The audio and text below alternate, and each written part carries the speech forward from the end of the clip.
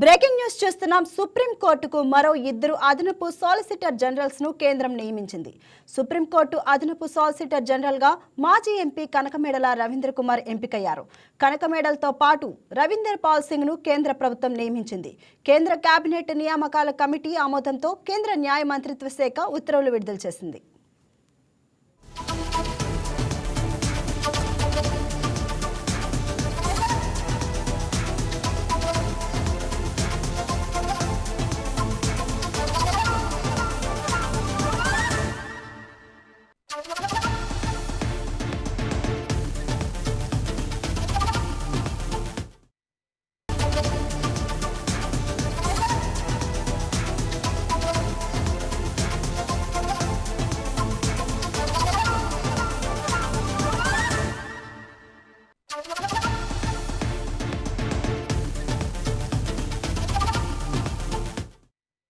ఈ వీడియో మీకు నచ్చినట్లయితే లైక్ కొట్టి షేర్ చేసి మా వైకే టీవీ ఛానల్ని సబ్స్క్రైబ్ చేయండి.